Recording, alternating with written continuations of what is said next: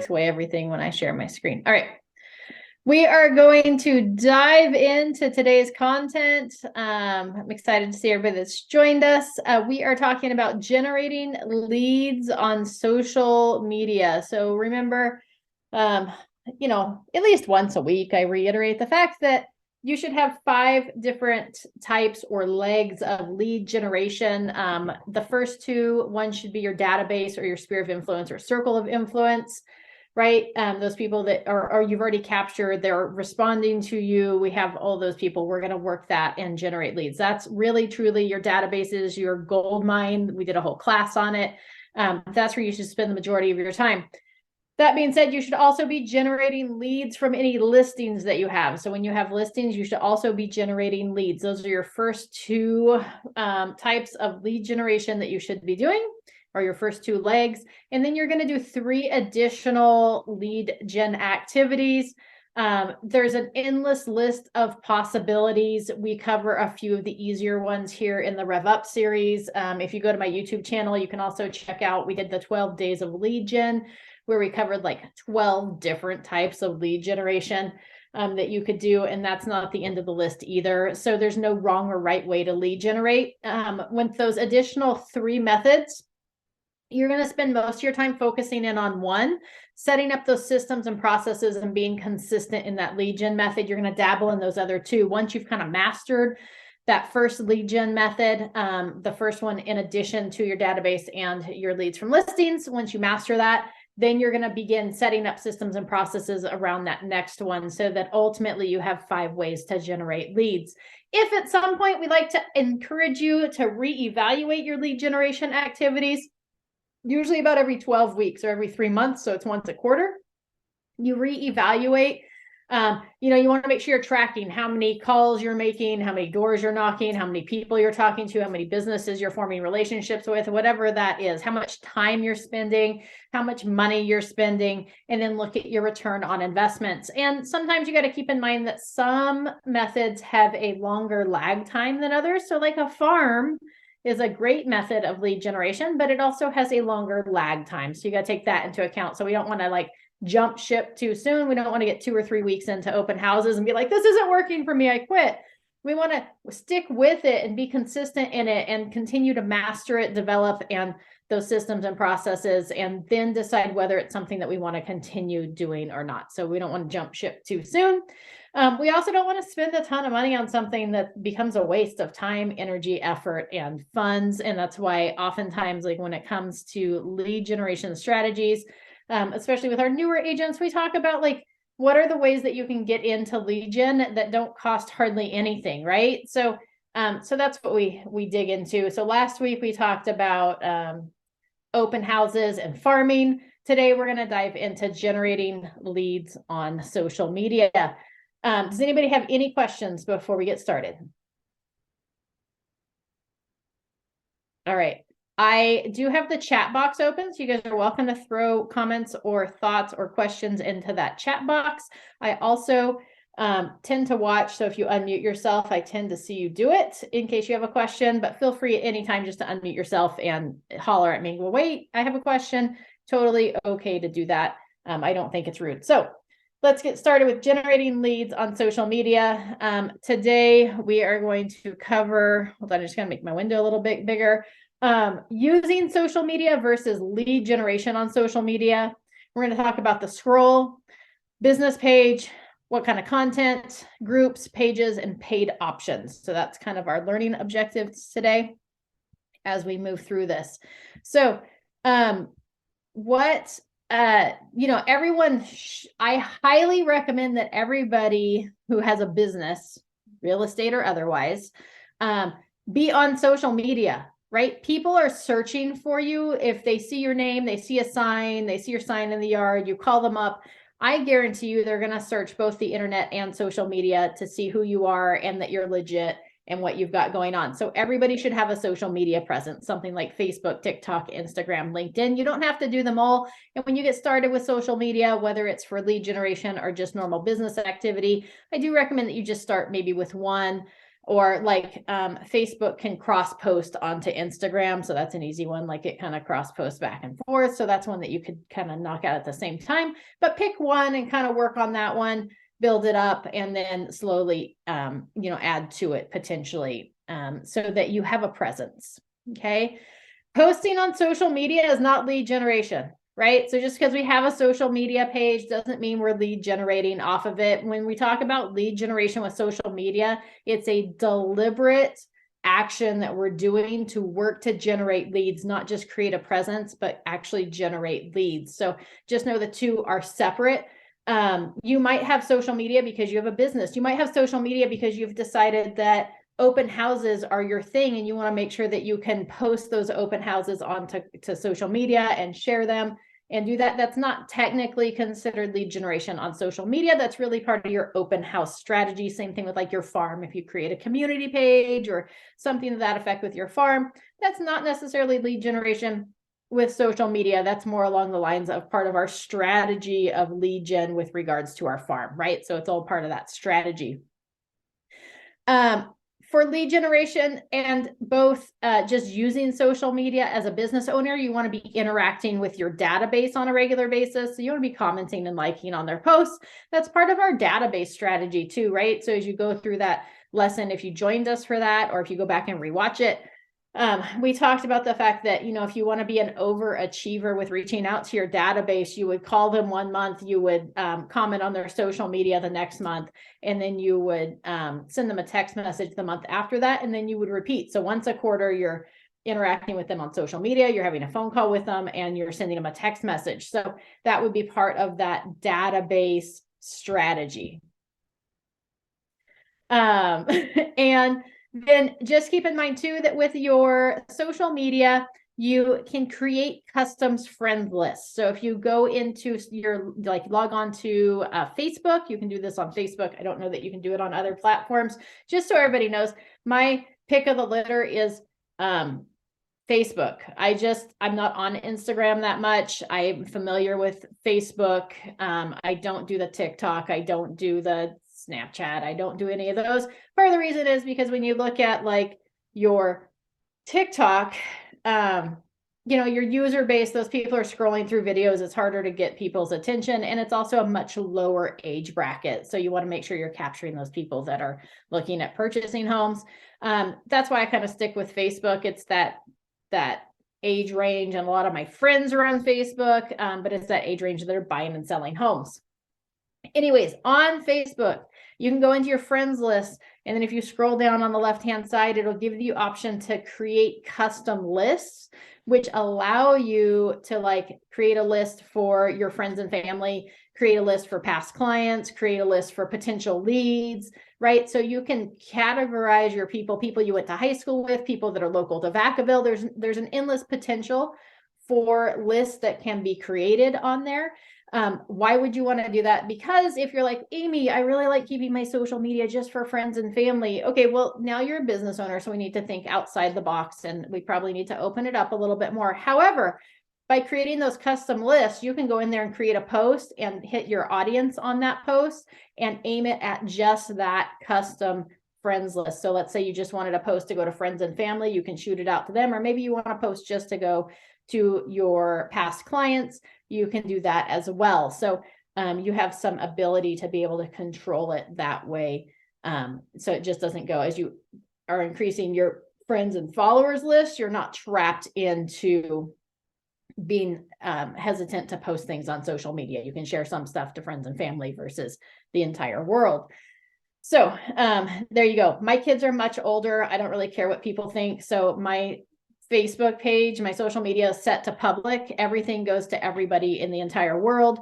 If I go on vacation, I generally don't post about it until I come home. And that way people don't think I'm gone from my house and they can break in.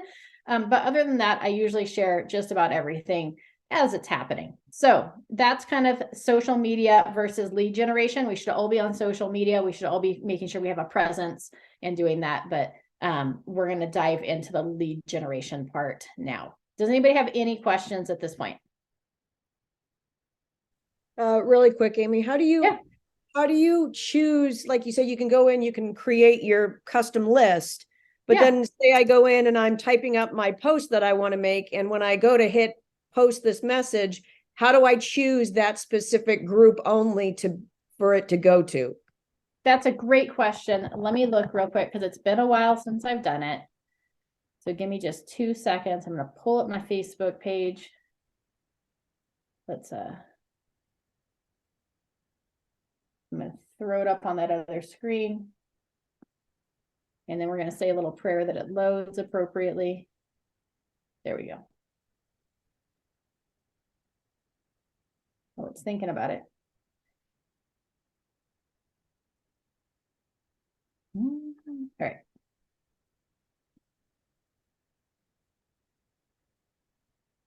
Come on, you can participate, I promise.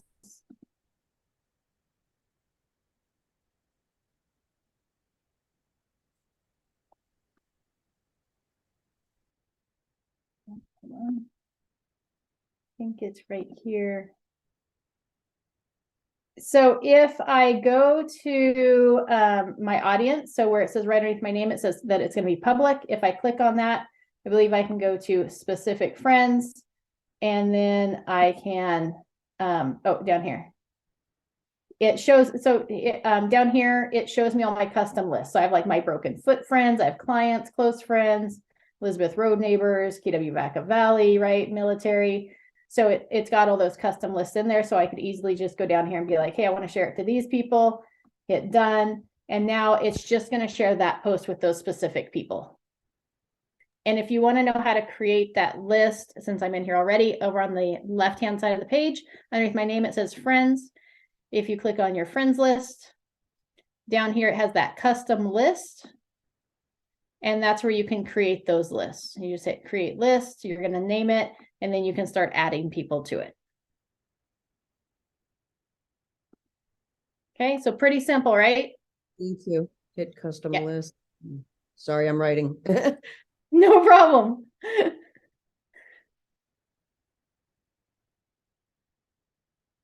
All right. That was a great question. I appreciate it. Never hesitant to open it up and show you how to do it in real time. The scroll, right? Generating leads through the scroll. So here's the hard part with social media is we want to use it for lead gen. We time block some time, but then what happens is we get stuck in the abyss of scrolling through reels or doing whatever on there. So don't get stuck in that. If we are doing lead generation through Facebook, make sure that you time block it on your calendar and that you are purposeful when you go in there. One way that you can lead generate on Facebook is just by going through your feed. What are people posting about? What are they showing? What's going on in their lives. I've picked up lots of clients because maybe they posted about remodeling their home and I might have reached out to them and said, hey, instead of adding an addition to your home, have you looked at selling that one and then purchasing a new home, like a bigger home on a better lot or whatever, right? So you're going to look for things like that. Key indicators of a move. Are they talking about maybe going on a road trip out of state? That might be a good opportunity to shoot them over a message and be like, oh, that's exciting. You're going on a road trip to Tennessee. Is it just for fun or, what are you looking at doing? Right. And they're gonna be like, oh no, we're actually, I picked up somebody that way because they were thinking about moving to Tennessee. Right. So I picked up the sale of their property and a referral on the other end. So look for those key indicators that they might be thinking about making a move and interact with them, build relationships. Don't just go in with, with old lead generation methods. I always talk about it's all about relationship, right? So you just don't go in with, hey, if you're going to sell your house, I'd like to do that for you, right? We want to build relationship. Oh, what are you doing out there? How's it going, right? Think forward, family, occupation, recreation, and dreams. We want to have those conversations on social media as well.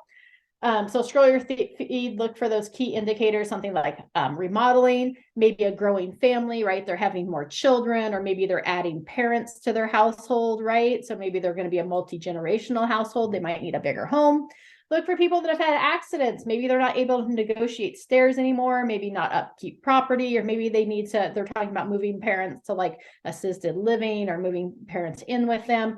That would be a good opportunity to have conversations with them that might lead to transactions. So you just want to kind of keep your mind open for those key indicators of a move. Again, set your time limit on this so that you're not scrolling your feed for hours, and stay focused on what you're looking for. So you're just not watching videos of dogs doing funny activities in people's backyards. Any questions about the scroll? All right.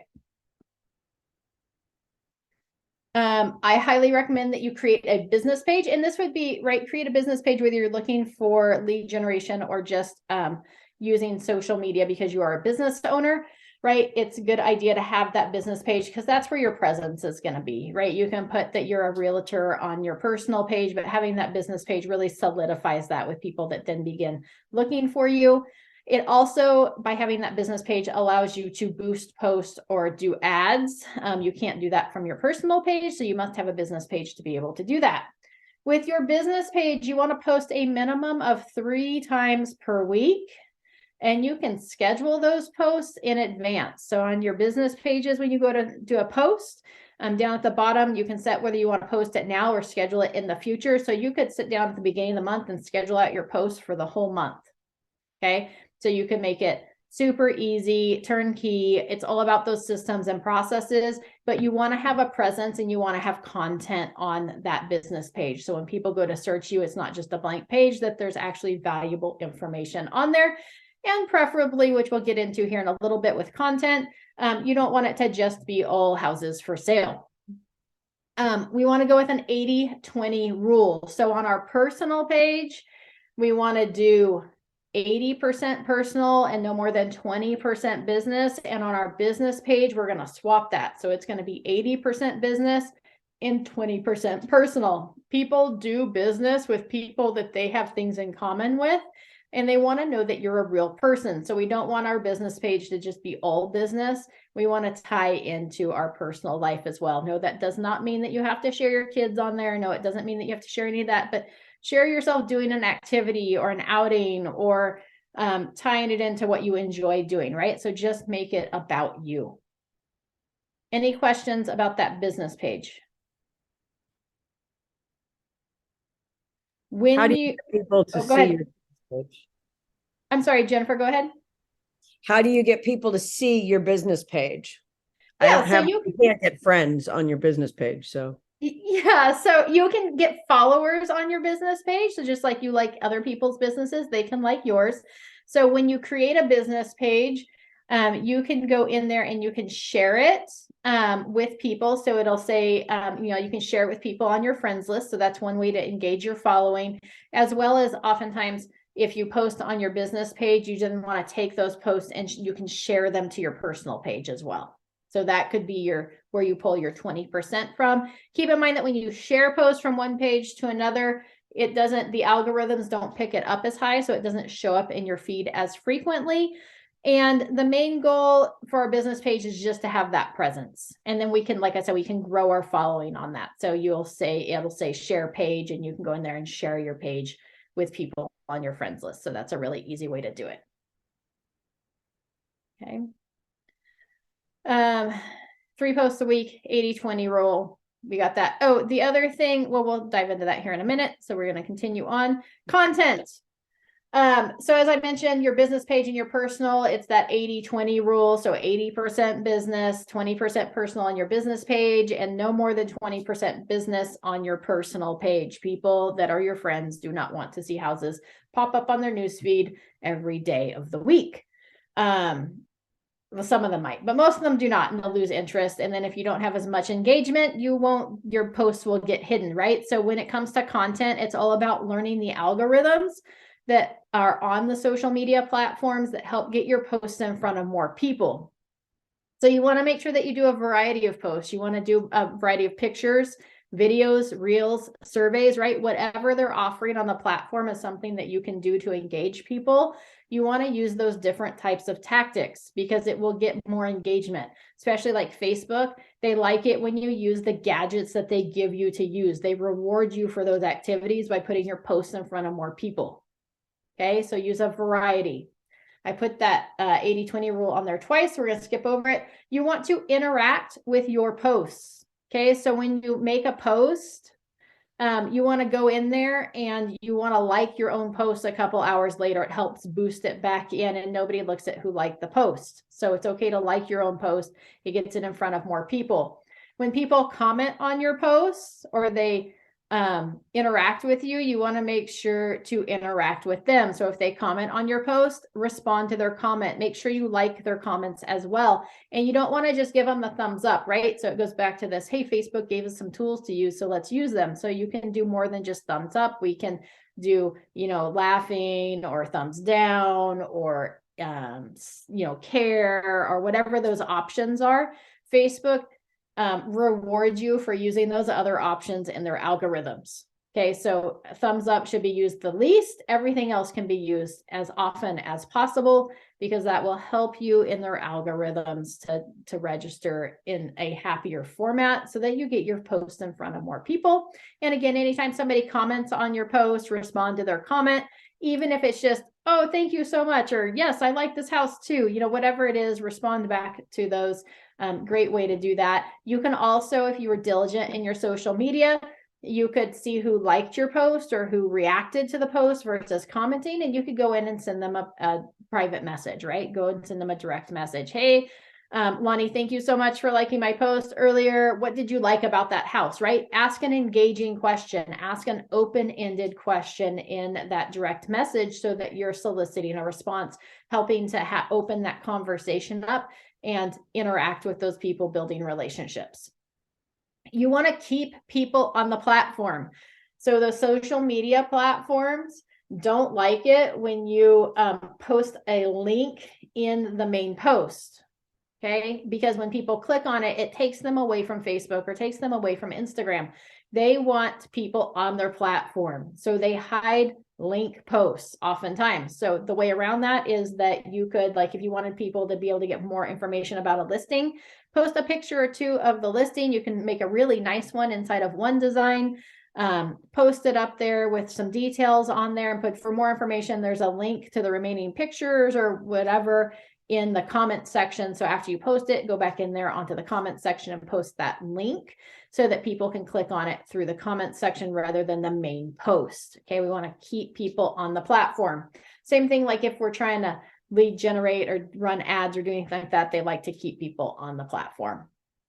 Okay, any questions about that portion of the content?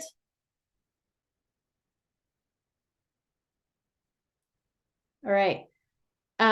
You want to use a system, right? Create systems and processes. I promise you'll thank me later. If you set up systems and processes from the beginning, you can tweak them and change them a little bit, but then more often that you have a system in place, it makes it easier to move forward. So if I know that every day at 10 o'clock, I go scroll my friend's feed, or every day at 6 o'clock, I scroll the feed for an hour, then it's always on my calendar time blocked and I know what that time is for and I can sit down and make it happen.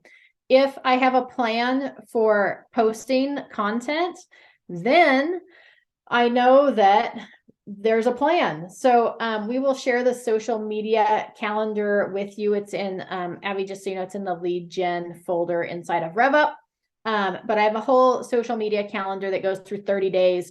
It kind of identifies what that post is each month on the day. So like on the first of the month, you would post a meme, like a real estate meme is the goal, right? Anything, ideally real estate. You could do a question of the day, ask followers, what they want to know more about. You could do blog content, right? You could streamline off of that to do additional things. People like to give their opinions. So even if you're, in your house and you're like, man, I wonder what people think about my curtains, right? One time I had curtains that like touched the floor. So I took a picture of them. I was like, hey, what's everyone's opinion? So should your curtains touch your floor, be on the floor or be slightly above the floor? And I think I had like 150 comments on that post because people like to give their opinions. So ask for opinions. That's why you see so many of these like, hey, which house do you like more? Which kitchen is your favorite, right? What kind of backyard do you like? So ask questions, a question of the day. You could do a celebration day on day 3, right? Celebrate past month's closings. You could repost of another like blogger. It could be real estate related, could be home related. You could do a monthly market update, right? So all these things, there's 30 days worth of content. You can change them if you don't like them, totally okay. But it just gives you some ideas of things that you can post onto your social media. And it all doesn't have to be real estate related. Like day 6 says an inspirational quote. Doesn't have to be anything about real estate. It could just be an inspirational quote, right? So just some fun things in there, quick tips, house related, maintenance related, whatever that might be. If you're doing business to business partnerships, this would be a good opportunity to put it on your social media calendar to highlight that local business. So just fun things you can do there. You'll have access to that calendar in case you want to use it. Any questions about creating a system around your content? And this is still on your business page, not your personal page, right? This is still on your business page, although you may want to implement this on your personal page as well so that you get more interactions, you have more posts. Sometimes it's hard to come up with things or you forget to post on your personal page as well. So you could create a similar calendar of what you're going to share of your life or whatnot on your personal page as well. So Can you scroll it up a little bit? Sorry. Go ahead. Jennifer, go ahead. And then we'll come back to, I think it was Maciel. I just wanted to ask why, so how, that brings me to the biggest question that I've struggled with for 2 years now. How do you go on?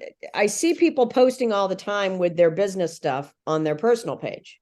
But yet I was forewarned when I first got into real estate that if you post business stuff on your personal page, Facebook will shut you down for 90 days as a punishment for posting business stuff on your personal page. So I haven't been posting anything on my personal page for fear that they'd shut me down.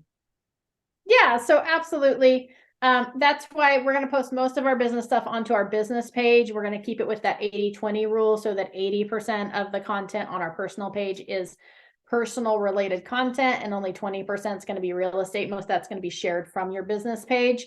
So when you if you created a calendar for your personal page, it might be something like, oh, funny meme or a question of the day, but it wouldn't necessarily be real estate related. So instead of celebration, it may be like celebrate something good that happened the last month, right? That's not business related. It would just give you some brain joggers of things that you could post on your personal page. I usually, for real estate related stuff, I kind of share it from my business page onto my personal page. So it's not my personal page doing the posting. You can get shut down. I've yet to get shut down. If you're using your personal page for business purposes, like it's all business, that's when you're going to get stuck in what we call Facebook jail. But a little bit of content here and there is usually okay. So, which segues me to the next question. Facebook recently changed, especially I think when they went with their new Meta platform or whatever. It used to be that like if I was going to do an open house, I'd make my flyer, I'd post it on my business page, and all I'd have to do is hit the share button and I could share it with my personal page. Now Facebook took that away and you can't just hit the share button and share it with your personal page anymore. So how do you get around that? There's got to be a way to get that content onto your personal page. Yeah, so mine still allows me to share the content to my personal page. So it may be just a setting that you have to adjust. Like if your personal page is set to private versus public, that could make a difference in allowing you to share. For a long time, I couldn't actually tag any of my personal friends even in my regular posts. I had to tag them in the comment section. So there were some few glitches going on. But I can share my posts from my business page to my personal page. So it may just be a settings issue that we need to visit. Okay, thank you. Yep. Maciel, what was your question? I was just going to ask if you can scroll the page up a little, because like the very bottom part, I don't know if it's cut off, if there's more dates after. It's not. It's just an image. So it's gotcha. not Okay. a full calendar. Okay, gotcha. Thanks. It's like one of those pictures on social media when there's like a crack across it and you're like, man, my screen's cracked, and it's really not. It's just a half a page. I'm sorry. Okay, thank you. That gives me something. Thank you. You're welcome. But again, we'll share that calendar with you guys, so you guys will have the whole calendar up to 30 days. So you can just use it. Where is she gonna send that calendar to, Amy? She will probably put it. She's gonna put it on that thing. She will put it usually on the page, a link to the folder on the page where she post the link to the video, as well as I believe she puts it in the comment section of the YouTube video, but I could be wrong. At some point, she'll probably write me a message here and let me know where she'll share it to, so that I can Okay. effectively That's what I was wondering communicate to if it will you. be on. Yeah, I was wondering if it will be on that link page. Okay. Yeah, I think she usually puts it on the link page. On that note as well, with your business page, we'll back up a couple slides. Make sure on your business page that you follow the DRE guidelines. So just keep in mind that you need to identify with the brokerage that you're associated with. And you also need to have your DRE number on there, BRE number. I can't remember what they switched it back to at this point, but anyways, your license number on there. So a way around that is to put, like, in your business page heading, you could put, you know, like Amy Petard Realtor and then DRE 017950110, right? So you could have that in your title. And then you might want to associate, like in your About Me profile, that you're associated with Realty One Group Fox, right? And then that way too, like if you do any business posts on your personal page, you can tag your business page, and helps you fulfill all those requirements that you need to adhere to on your business pages and on your first point of contact, because social media is considered first point of contact. Okay, so make sure that it associates you with Realty One Group Fox and that you have your DRE number on there. All right. Hey, Amy, Yes. about about that, I've noticed, like, I know we can't like help everybody in the world, but I've noticed I've had a lot of people like start following my business account, and then it says they're a realtor, like they have massive stuff, and then I found out like, oh, they're a realtor like here in town, you know, but they don't like, I have no idea who they work for. Like, is that becoming like a thing? I've noticed even a lot of people like in ROG, like, you know, in Realty One, like the same. Like, I don't even know. I'm like, somebody was like, oh, they work for the same. They work for us. And I was like, oh, I didn't know that. Like, and it doesn't have anything, like no DRE number, like no, nothing. Is that Yeah, kind of so- like what people are trying to do or something lately? No, it's just lack of systems and processes, right? Lack of communication. So people think social media, I'm going to create a business page. They don't think about the fact that, oh, that's a first point of contact, like it would be on a sign or wherever else. And so they need to have those items there. So social media is one of the most overlooked places to stay in compliance with the DRE. And I have heard that they are going to start cracking down. They've been saying it for a couple of years now.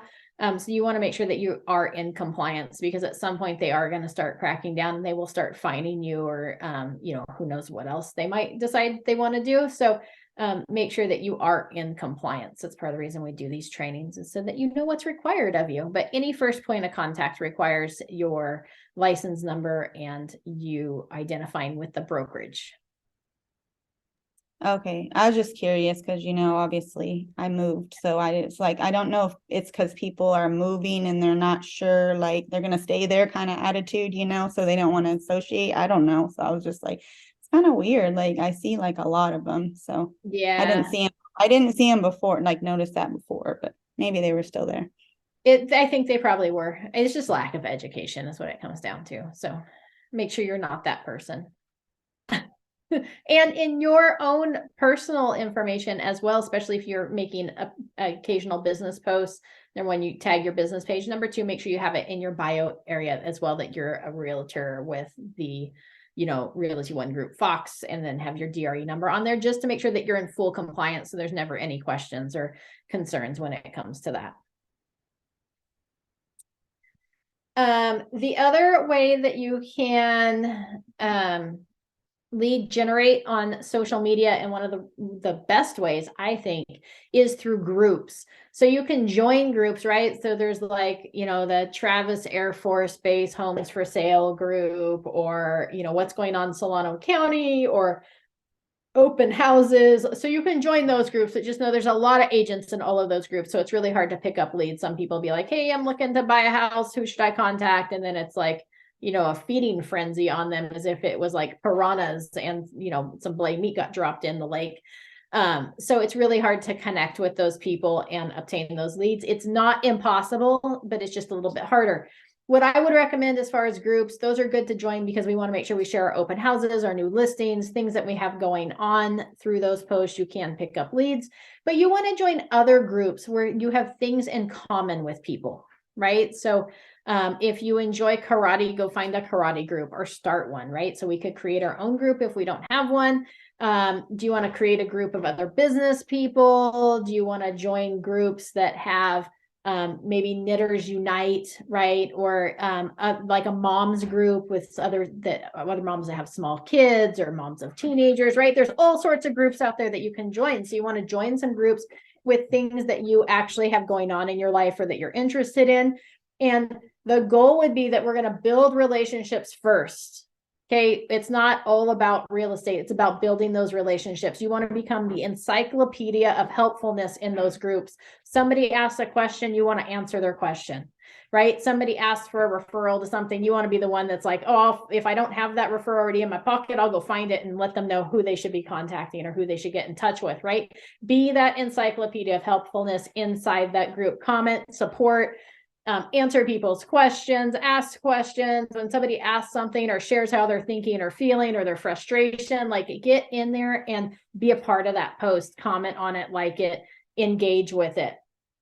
If you don't find groups that you like, you can always create your own group as well, right? So like I created a trail riding in Solano County. I ride horses. When I lived in Solano County, I created a trail riding group. It was twofold. Number one, I was trying to connect with other people that liked riding horses so we could go ride trails together. And number two, it was a good way to connect with other like-minded people to end up getting transactions out of that group. Okay. So that's actually how me and Anastasia met, who's another agent in our office. We met through that group. So it's highly effective. I've gotten transactions out of that group. So you could create a group, if you have an interest in like classic cars, or maybe you have an interest in wine, like create a group and find other people that have the same interest and start adding them to those groups. Now, if I created my own group, with the idea of generating leads for Facebook, I would probably refrain from adding other agents to that group, right? Because now you've got competition in there for the people in that group. So you can be selective at who you want to add to your group, but that's your choice. You can either choose to do that or not choose to do that, if you can let everybody in or not. You may want to create like a neighborhood group, community groups, right? So like fun things to do with kids in Vacaville, right? That could be a great group to create, or, whatever it might be. It might be like home search. So you might be like, homes for sale in Fairfield, right? So you could create a new group where people can post and share and get information for homes for sale in different areas. So there's never a limit to groups. Make sure that if you do create a group, it's not your own. You need to remember to post content in there. So make sure to have that social media calendar set up for that group as well, and that you can systematically add content to that group. Now, if it was me and I was creating a group, I would do it from my personal profile, not my business profile, so that I was more relational based, and then slowly pull in the real estate portion of it. But you're really there to build relationships and build rapport with those people in the groups. So that's one really highly effective way of getting transactions. I actually was part of, I don't know, maybe the What's Going On in Solano County, or maybe it was Northern California horse group or something like that. But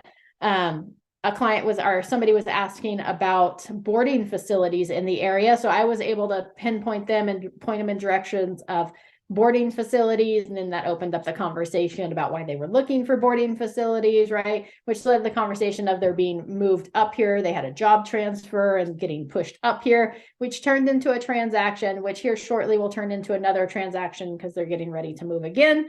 So you can pick up things like that just by being parts of groups and interacting and building those relationships. Oftentimes on those Solano, like house hunter groups, I will interact with those looking for rentals, even though in our area, rentals aren't really in the MLS and people don't use real estate agents to help them find rentals. I will help direct them to the right way, because this area is a lot different than like if you're moving to Palm Desert, you almost always use an agent to find a rental. Versus up here, you don't. So it's a little different area. So I help build relationships with those people and interact with those people so that when they are ready to buy, I'm the person they're going to look to. Okay, so that makes sense how we use groups to generate leads. I also think it's the most fun part of Facebook, right? Because now I've created a group of people that all have similar interests as me and are similar to me.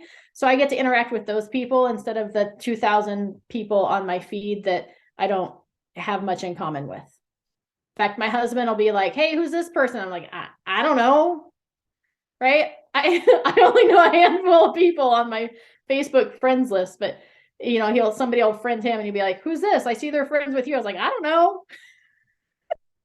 Right? I'm there for business purposes. If I wasn't there for business purposes, I probably wouldn't be on Facebook at all. Okay. Any questions about groups? All right, moving right along, pages, right? So you can create pages or you can create groups. Groups are where you can add people into it. So if you want to create like a community type feel, that would be more of like a group versus a page. So if I was, you know, had a farm, I might create a page versus a group, or I might create both, right? So let's say that I was like the Southtown realtor of choice. I might create a page that's like Southtown Vacaville, right? So that people that are like, man, I've heard that Southtown's the place to be and they're searching where to live in Vacaville, that page comes up and it's going to have content about that community and that neighborhood and the park and the fire department and homes for sale and all sorts of things could be on that page. It's just a public thing that's out there for people to review and look at. Okay, so pages versus a group, right? So that group is what we just talked about. It's that community. You can add people into the group. You can make it private, so not everybody can see that content. So there's different applications for both. Pages give you a great way to be like the neighborhood expert or the area expert, or maybe you're going to create like a page called Restaurants of Vacaville instead of a group, and it's just going to be you featuring all these different restaurants inside of Vacaville. And on a page, you can limit, right, who gets to post on that page. So it might just be you get to post on that page versus somebody else, or it might be that you get to approve those posts so you don't have to let other people, but it allows you to pinpoint yourself as the expert. And allows people that as they're searching things on social media or on the internet, that those pages start coming up. So people looking to move to the area, or look, maybe recently, maybe they're renting, they're looking for fun things, maybe they're looking for lenders, whatever that might be, you could post it on those pages that you create so that people can see it. So you can create both pages and groups. There's a little difference there. One's more of a community versus one's more informational. And as always with the pages, if you're going to create a page, again, remember to post content. So make sure you create that social media calendar for the content on that page as well. Now, most of these options, if you're doing it from your business page, will allow you to schedule content out there. So you can kind of set up the whole month. If it doesn't allow you to do that and you're like, man, Amy, I could use something else to post this content out there that can schedule it, just know that if you go to a third-party provider for that scheduling of posts, Facebook is going to hide your posts a little bit more than they would if you post directly through Facebook. So just some things to keep in mind there as well. Any questions on pages or groups? I just saw, I follow this person that does like content, like helps people like doing their like content stuff. And this was just a little bit ago. I read that it said like, don't have like those watermarks, like a TikTok watermark on there, or like those type of watermarks, because then it won't pick it up on the what was it that you just said, the I forget what that's called, but the Oh, like in the algorithms, like it'll hide the algorithm, it. yes. I was like, what is that word? Yes. Yeah, so like if it's talking about, outside like, branded content, it will hide it a little bit more. Accurate. How do Okay. you Yep. create a page, and how do you network it to the public? Like, how do you get it out to people? Yeah, That's so That's probably a different rev up. I'm probably asking a big question. But no, totally okay. So on your Facebook page, it'll give you on the, let's see if I can pull it up again.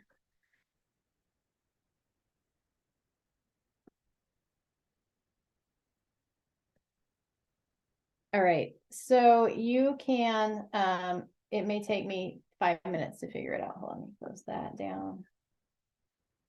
See more. If you go to groups, this is where you can create a new group. So if you want to create a group, you just go to groups and then hit create new group. So that would be one way to do the groups. And then let's find the pages.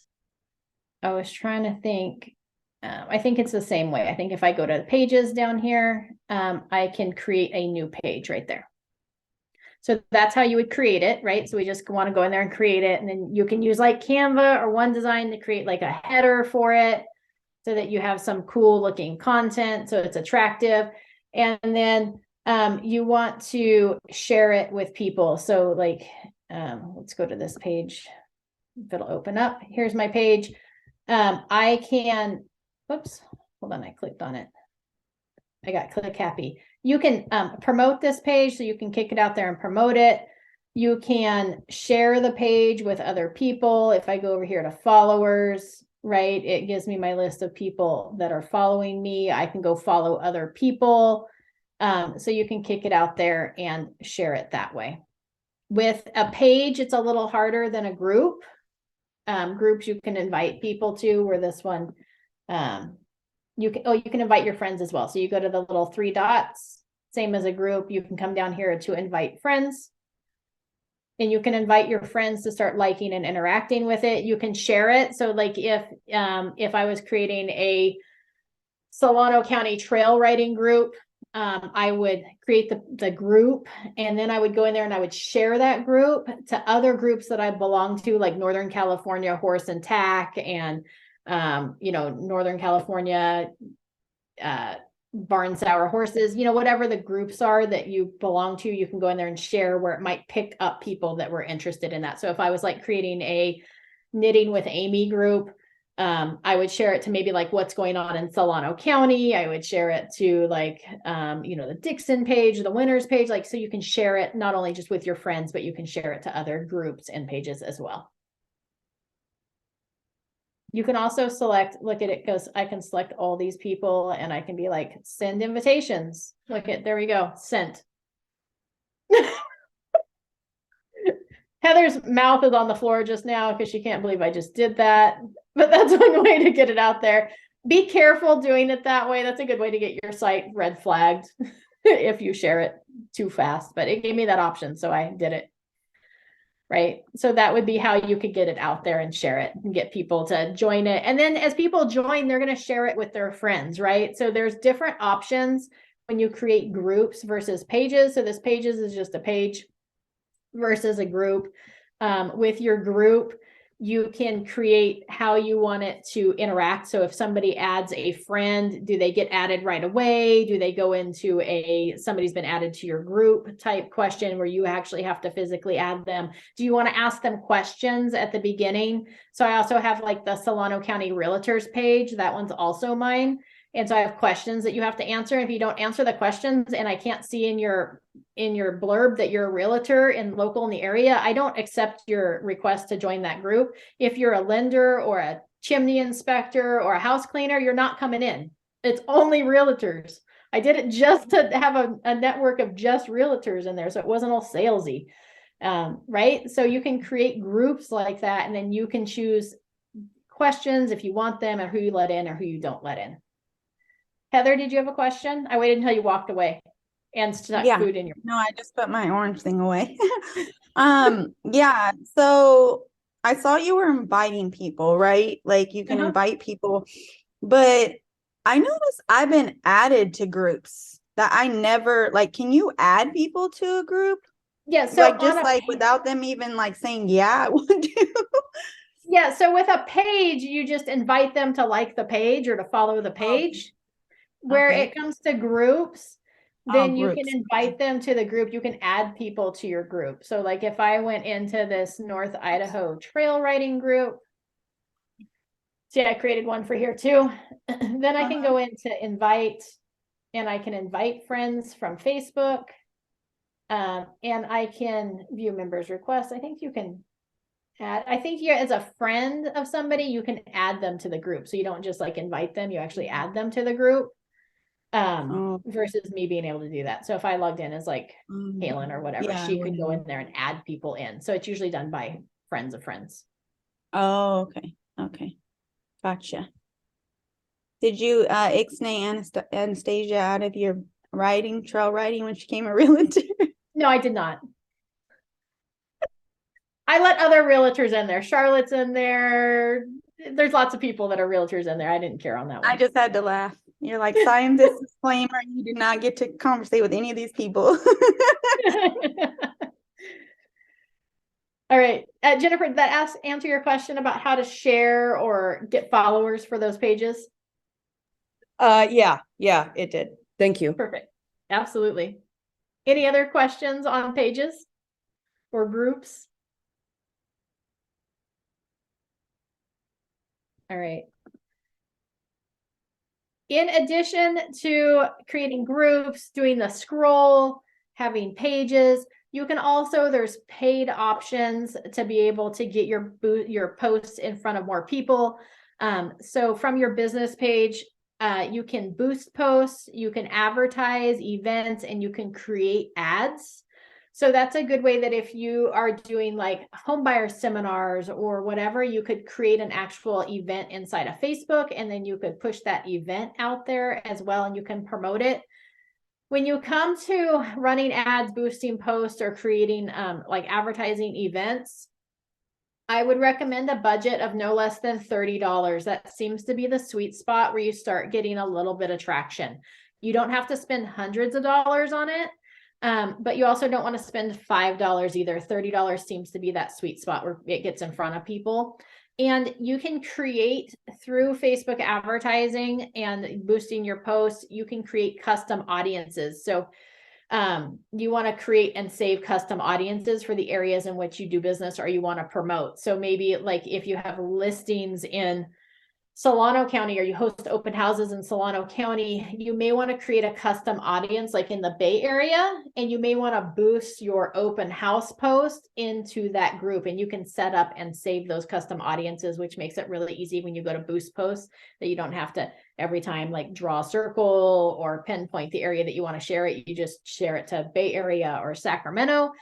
It's really, I'm not going to say it's easy. It's really simple to create business on Facebook when you're focused on lead gen, what we call organically, which means you don't have to spend any money doing it. You just do the steps that I talked about, creating those groups, those pages, interacting with people, building relationships, building rapport, scrolling your feed, looking for those triggers that might mean somebody's moving. You don't have to spend a lot of money doing it. When you get started with this, in fact, I don't even recommend boosting or advertising or creating ads until you have substantial content and followers on your page, because that's going to help you get it out to more people. Like the more interactive you are and the more stuff that you have on your page, the more successful your ads and boosted posts and things are going to be. Okay, but this is an option. It is something to do. You can dabble around with it. If you need further help with this, let me know. Maybe we can set up a more in-depth training when it comes to like Facebook ads or boosting posts or, advertising events, because there is a place for that for sure. You just don't have to do it out of the gate. In fact, all of my leads that I've ever generated on social media have all been organically done, which meant I paid no money to originate those leads. Okay, but there are those options there. So can I have one question right quick? Yeah. Sorry to interrupt. No, you're good. But okay, so it was suggested to me, because as we've discussed, I'm all things social media and tech illiterate. So it was suggested to me that I go into my friends' pages and pick up their friends list and start putting out requests to join that, to get them so I can increase my friends base, right? So I picked one friend, it was an old boss of mine, and I did that. And next thing I know, I'm getting friend requests from people written in Farsi and all this other stuff.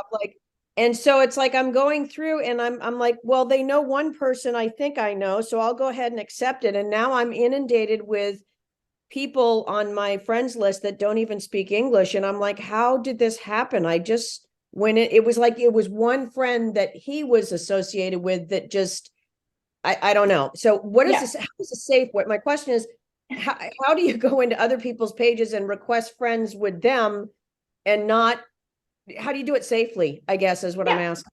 Yeah, absolutely. So when you go on to, that's absolutely, we didn't even talk about that, about growing your list, like your friends list on your personal page, which absolutely is a great way to help build your business and generate leads. That being said, going to your friends list, right, and looking at their friends list and seeing who they have that aren't on yours, that's a great way to do that. And you want to be careful with how many of those you do per day, and how many of those, there's a way to go in there and see how many friends requests you have out that haven't been accepted. Like once a week, you want to go in there and kind of clear it out. So you probably want to request no more than like 7 to 10 people a day, because you will get shut down because they'll think you're spamming, which ultimately you are. They'll think you're spamming other people's friends, adding people you don't know. So you don't want to do too many of those on a daily basis. You want to keep it 7 to 10 on a daily basis, maybe 5 days a week. And then maybe at the, on a regular rotation, you want to go in there to what friends requests you have outstanding, and you want to delete all those friends requests, that people that haven't accepted it, so that that's clear, and then keep going. As far as once you start adding people, then you get tagged on the Facebook algorithm as somebody who will add people to your friends list that's looking to grow their friends list. So there's people out there looking to add to their friends list, or using bots and stuff to do that. And that's where you start getting those friends requests from people that aren't in the United States. They definitely aren't in the Bay Area, that they don't even speak English, and that they'd really like to go on a date with you. Like I've got 3 or 4 friends requests right now that if I accept them, then they'll start messaging me incessantly about how they think I'm really cute, and they have a daughter too, and they like to ride horses, and it's all lies. So anyways, don't get catfished in this process. So when when you go to add people, you're only adding 7 to 10 a day. So if you go to your friends list, like I go to Heather's list and I start adding her friends to pick off her friends so that they use me instead of her. I'm joking, Heather. I'm totally joking. Then, right. So you may want to do a little bit more research before you send them a friend request. Like you might want to actually click on their profile and make sure they're like local to the area, or how many other friends. Oftentimes, like on your friends list, it'll tell you on their friends, like how many people you have in common. Choose people you have a lot of people in common with. 1 is not a good threshold for me. I want like 3 or more, or 5 or more. Usually like I'm looking for like a bulk of people that we have in common, because the more likely that we have people in common, the more likely it is that they're actually going to accept my friend's request, and that they're not a catfish profile. Right? Do you block those sometimes when those come through and you see them, or do you just leave them? Yes, when they come through and they're messaging me and I am sad that I accepted their friend request, I absolutely will unfriend them or block them, one of the two. Okay. And then with that, when people, right, they try to friend me, I'm looking at their profiles. I was adding everybody. If they've got like a lot of people in common with me, like I said, like 5 or more people in common on their friends list, then I'll oftentimes go ahead and just add them. But if they have less than that, I'm actually looking at their profile to see what they want me for. And what they're going to try to sell me, or how many dates they want to go on with me. So I usually agree to a date, just so you guys know, if they buy a house from me. So no, I'm joking. I'm totally joking. But I agree with the date too. The date that I'm going to get their info to sell them the house. Yeah, right? Right? Yeah. Yeah. We have a closing date for you. Yeah. Yeah, so you just want to be a little bit more specific when you go in there. You want to look for friends that have friends in common with you. And then when people start friend requesting you, feel free to be picky on that. At the beginning, I was like, I got to accept everybody. And I learned the really hard way that was a bad idea. So now That's exactly what I did. It was terrifying. Yeah. The response is like, oh, look at all these people. And so I accepted everything. And then afterwards, I'm like, oh my gosh, like 3/4 of these people don't even speak English. Why are they even why do they want to talk to me? And then I started getting nervous, right? And it went from there. So yeah. So some people are just looking to like grow a following. So they like hire a bot or hire somebody to go out there and like add to their friends list.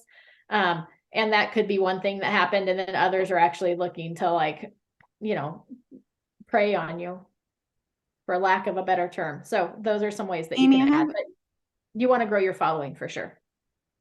I have a Yes, Heather. question for what you said about like going to my friends list, but because I've done that. Well, I've done that, but do you think it's because I get kind of like you said, you go see people's friends, right? And then like say like I go to Maciel's, right? And I'm like, oh, she has like 7 realtors as her friends. You know what I mean? Like, should I just kind of like, you know me, I don't want to step on nobody's toes. I don't want to be like over intruding, but at the same time, I'm like, are they just acquaintances? You know what I mean? Oh, Like you went way questioning. further than I would go. So I would just look, Yeah. I would go look at Maciel's friend list and be like, oh, look, we have 5 people in common. Oh, look, we have 7. I'm not going to look at who they have in common. I'm just looking if they have people in common. If they have other agents Mhm. that are friends, obviously we're not going to pick off Heather and Maciel's friends. Please don't do that, people. That wasn't what I was suggesting. Don't go pick off other realtors' friends. But if they have other realtors that are friends, I'm still going to ask to be their friend. Oh, okay. Okay. I'm not going to, not do it because they have other friends in common that are real estate agents. And on the same aspect, when I was doing real estate full time, I was kind of picky of what realtors I let my friends, because you're limited on your friends list and what people, when they become your friends, then their posts show up to your friends. And I don't really want Yeah. other agents' posts showing up on my friends list or to my friends, right? That are seeing my post or that they're tagging me. Like, I don't want them to have that power. So oftentimes I won't, I was really picky on what local agents I would accept as my friends. Now I don't care because now I have a whole nother purpose in life, but Yeah, that's what I actually had to recently do that. And I felt really bad because I had like realtors, like when I first started a year and a half ago, they all friended me and I let them come in, but then I just went through and deleted everybody, like almost all of them, because I'm like, this is not my business account. This is my personal account, Yeah. And you start when you look at your own feed as if you're a bystander to it and you start scrolling your feed, you're like, oh my gosh, I've got all these other realtors posting on my feed. Like, this isn't what I want my people seeing. Yeah. So, yeah. Questions, thoughts, ahas?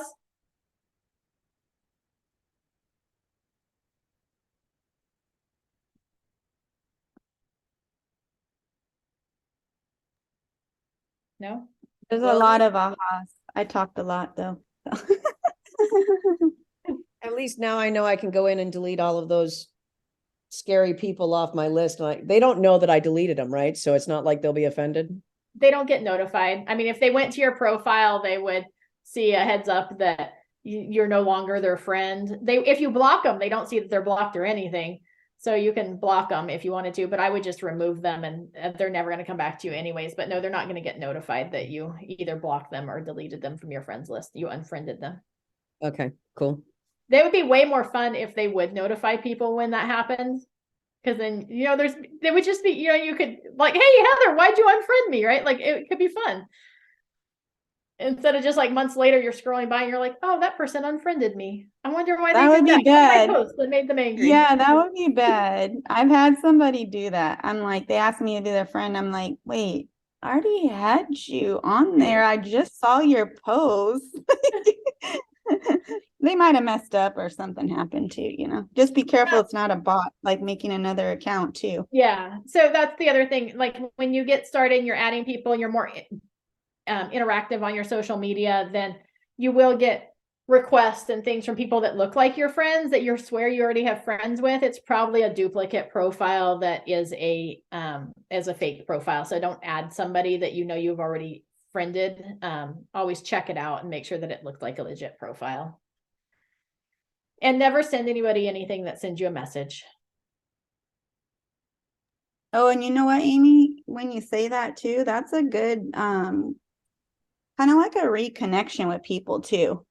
Like, I think we can keep our eyes open, because I've contacted, like, that's how I kind of started talking to some other people. Like, they tried to friend me and then I was like, hey, is this you? Like, I sent them a text, picture, and I was like, is this you? And they're like, no, oh my gosh, thank you for letting me know. Like, you know what I mean? And I'm like, oh, how are you? Like, how are you? You know what I mean? So it kind of helps you with your talking too. with your talking, with getting your conversations in, which, you know, that brings us to our one habit. Make sure you're getting your 3 calls in on a daily basis to have it doesn't have to be calls. It says calls. Think of it as 3 conversations about real estate on a daily basis. Add 3 people to your database and send out those 6 handwritten notes to people's mailboxes. That will help grow your business, I promise. In addition, we have the attendance link posted in the chat box. So make sure you open up your chat box and click on that attendance link to log your attendance. And hopefully you got some benefit out of this class. Any further questions before we finish up for the day? Wait a minute, say that again. You go to chat to say that you were here? Yeah, click on the little chat box and you'll see that there's a link in there. It says, please log your attendance. You're going to click on that link, which will open up a Google Forms would be my guess. It's not my link. Thank you, Abby. And it'll log your attendance so that we can turn it into the office so that the office can track who's attending the trainings. Oh, I didn't know they did that. They do. We track everything. We're watching you. That's terrifying. No, I'm joking. I'm joking. I'm really getting nervous about this. This whole people stalking me stuff. I've just about had it. I've hit my threshold, I think. Oh, no, we're not tracking your every move. We just do track who attends the trainings. Cool. Cool. Well, thank you everyone for joining us today. Have a fabulous day. We'll be back tomorrow. I don't remember what I'm covering tomorrow, but I'll be back tomorrow at 11. And then on Thursday, we have Britt from My NHD will be joining us via Zoom. He's going to go over the natural hazard zone disclosure report. I'm sure if you're like, man, I've seen that thing 50 times, I'm sure you'll learn something new. They always point out something fun and new that you may have not known about it. Some options that may be available, as well as they'll be covering the fact that we now have Disclosure Zone, which is partnered. My NHG is partnered with Realty One Group, so it'll tell you how to put that on your contract so that you can use that partnership report to your advantage. And it'll be fabulous. So join us for that. Tomorrow, that's right. We're talking about creating clients for life. It says Rate My Agent as well, which was the original until I started messing with it. And then I learned that you have to pay for it. So we're probably not talking about Rate My Agent so much, but we will talk about creating clients for life. I lost everybody. Where did? What? Okay, well, I lost everybody. I don't know how to get back to where you can you still hear me? I'm sorry. I can still hear you. I'm still unmuted. I'm muted. I'm sorry. I can't get back to the video screen now that I did my attendance. Okay, Oh, well, no. whatever. We can still hear you though. You're Okay. Good. Okay, I'll shut up now. Sorry. No, you're good. Oh, also, next Thursday, which was originally on the calendar for this Thursday, but next Thursday, Ben Cox will be joining us with his team in the office, talking about the title report and red flags that you might encounter. And again, as always, it doesn't matter how many times you attend those classes, you always pick up something new, especially because we have, oftentimes we've got Malika and Pamela that taught the class, and we're trying to mix it up a little bit. So we're inviting Ben in to share. So a different title company, you'll get a different little mix. They'll also probably share what tools they have available to you as agents to be able to utilize. So that'll be next Thursday at 4 o'clock. You can either join in the office or on the Zoom link. So that's kind of what we have coming up in the next couple of weeks as far as outside trainings coming in to teach you guys, so you don't always have to hear my voice. Wait, Amy, you said he's going to talk about what? The title report, preliminary title reports, red flags on titles, and probably they'll go over what tools Fidelity offers agents as well. What services. Oh, that's not this Thursday. That'll be next Thursday. I thought it was NHD this Thursday too. Did you guys change it? Oh, My Say it again? NHD. Did you guys change it? Because I had it on my calendar for this Thursday also. We did change it. So we had, Okay. my NHD was supposed to be last week and titled this week, but title can't do the end of the month.